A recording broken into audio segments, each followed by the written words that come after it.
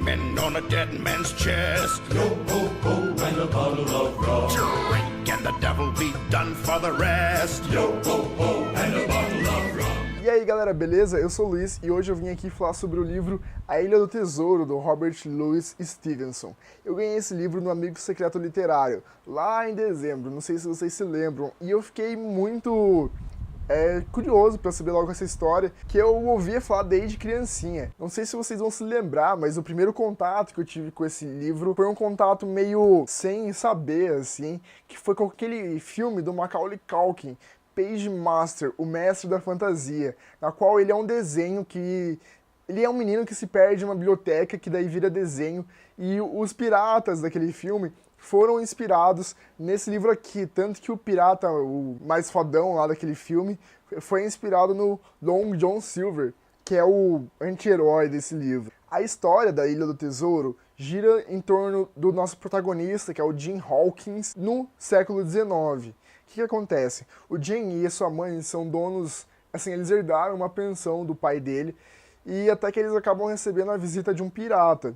Só que como coisa ruim chama coisa ruim, esse pirata acabou trazendo mais piratas que no final das contas acabaram matando ele e tal. Só que esse pirata primeiro, ele era tipo um pirata muito foda. E ele tinha um tesouro. E o Jim acabou achando o mapa do tesouro desse primeiro pirata, sem os outros piratas saberem.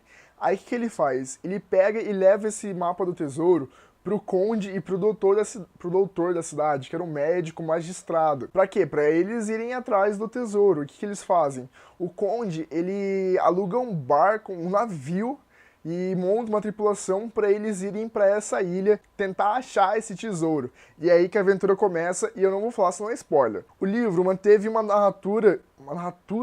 O livro, ele manteve uma narrativa bastante uniforme durante toda a sua história, só se sobressaindo nas últimas 30 páginas. Só que isso não é uma coisa boa, pelo menos ao meu ver, já que ele se tornou bastante assim, não vou dizer monótono, porque é um livro de aventura, mas sabe aquela sensação que você tem quando tá assistindo uma aula muito chata, ou quando o professor mantém o mesmo tom de voz a aula inteira e te dá muita vontade de dormir? Então, foi meio que a mesma sensação que eu tive lendo A Ilha do Tesouro. Assim, não teve uma surpresa, durante o livro, assim, durante pelo menos até quase o finalzinho do livro, pra eu me acordar e falar, nossa, agora tá ficando massa. Não, ele manteve o mesmo tom o livro inteiro. Assim, não que a história não seja boa, ela realmente é, tanto que os próprios personagens são muito bem construídos, como o próprio Capitão Silver.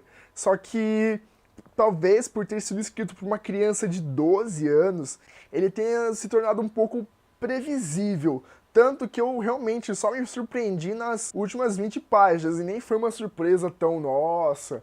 Foi uma coisa que eu não esperava, mas que poderia acontecer, assim. Então eu não gostei tanto desse livro justamente por isso, justamente pela história. Por mais que ela seja boa, que ela seja uma história de aventura bastante legal, ela não tem uma surpresa, você não fica surpreso com nada que acontece no livro. Talvez justamente por ele ter sido escrito pro público infantil. Entretanto, ele pode ter sido escrito para um público mais infantil, mas para um público infantil do século XIX, não para o nosso público de agora. Assim, eu me considero uma pessoa que...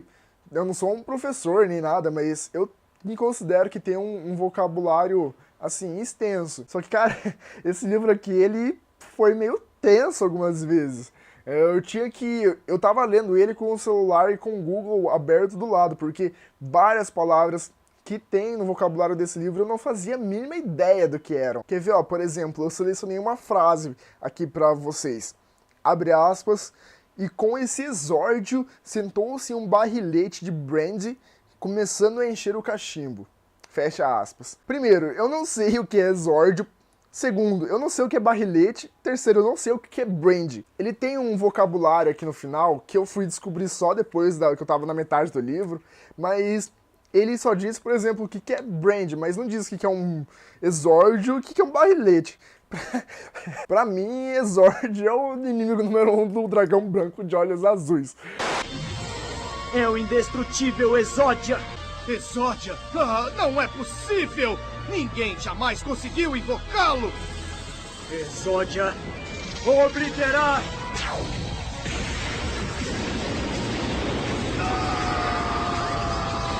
Enfim, eu acabei não gostando muito desses dois pontos no livro A Ilha do Tesouro, o que nos leva à pergunta: e aí, Luiz, ler ou não ler o livro A Ilha do Tesouro? Mas antes de responder essa pergunta, eu quero que você pense no primeiro pirata que você lembrar da sua infância. Eu tenho certeza que era um cara gordinho, com cara de mal, de chapéu preto, de perna de pau e com um papagaio no ombro. Pois é, realmente a Ilha do Tesouro tá, sei lá, incrustada na nossa infância. Foi esse livro que praticamente deu origem às histórias de piratas.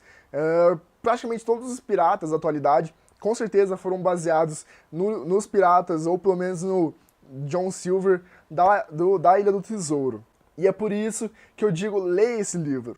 Embora você possa não se surpreender muito com o enredo, até mesmo por ele ser um pouco previsível e empurrar um pouco com a barriga assim, a história do livro, com certeza vale a pena você ler A Ilha do Tesouro, até mesmo por ele ter feito parte da sua e com certeza da minha infância, através de tantos personagens piratas de desenhos e histórias que eu ouvi quando era pequeno. O próprio Jack Sparrow do Piratas do Caribe tem várias traços de personalidade do Long Silver, que é muito legal. Enfim, assim que você puder, dê uma passadinha na biblioteca mais próxima da sua casa e arranje um exemplar dele do Tesouro. Esse exemplar aqui que eu tenho, ele é barato, mas com certeza todas as bibliotecas do mundo devem ter uma cópia desse livro aqui. E é isso, eu tinha baixado o filme Treasure Island, que foi um filme que saiu em 2006, se não me engano, pra televisão, baseado na Ilha do Tesouro, só que acabou não dando tempo de eu assistir antes de gravar esse vídeo. Mas assim que eu assistir, eu comento lá pra vocês na página do Facebook ou no próprio blog e falo se vale a pena ou não também assistir o filme. Em relação ao livro, vale a pena lembrar da nossa infância e acabar se divertindo um pouquinho com histórias de piratas. É isso, galera. Espero que tenham gostado do vídeo. Não sei se a luz ficou muito boa, eu espero que tenha ficado, porque eu tô gravando de noite, meio que de madrugada. E, bom, era isso. Até a próxima.